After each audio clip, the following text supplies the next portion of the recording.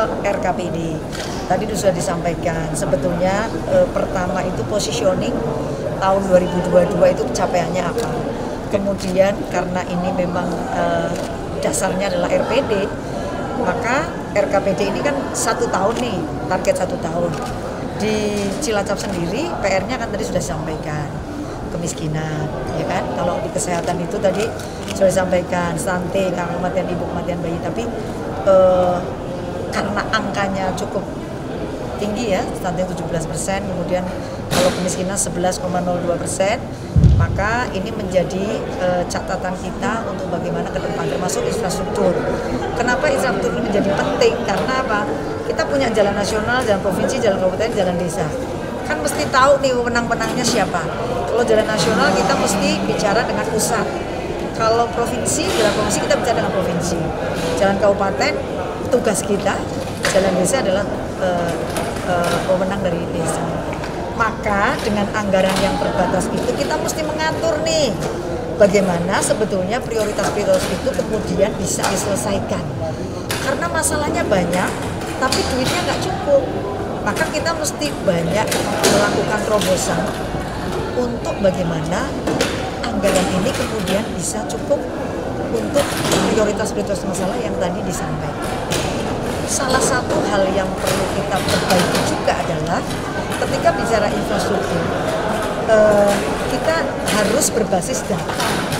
Maka saya minta pada PU, PR, dan Prakinta, PSDA, karena itu kaitannya dengan infrastruktur ya, tidak hanya jalan.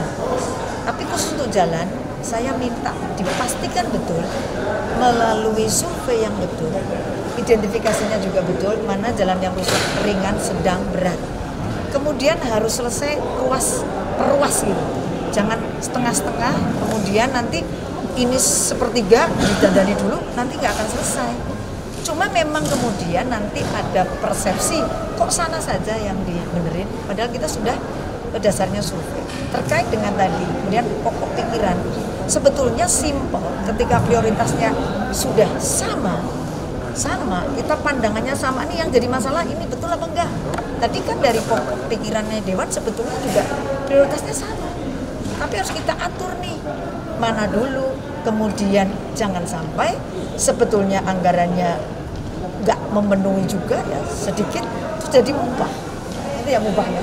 Karena memang cara yang dilakukan itu tidak berbasis data. Seperti stunting sekarang harus jelas, kita harus pastikan, ayo timbangan serentak dulu sambil assessment, apakah ini gizi buruk, gizi kurang, gizi kronis, ya kan? Ini harus ada basis data dulu, baru kita lakukan intervensi. Prinsipnya sih seperti itu, manajemen dari mulai perencanaan, kemudian pelaksanaan anggaran, kemudian juga monitoring dan evaluasi. Jadi pengawasan tadi bagus sekali itu. Pemeliharaan itu kita memang nggak hobi, ngerti ya? Saya dikritik teman kok suketnya jembrung, teman kayak ya banyak suket atau rumput yang nggak rapi, liar. Nah ini kan sebetulnya kita sanggup membangun tetapi tidak sanggup memelihara. Kenapa? Karena kita tidak orientasi untuk memelihara. Masyarakat juga masih sama gampang tuh sampah yang ada di Cilacap misalnya, ya itu sebetulnya bisa dikelola dengan bank sampah.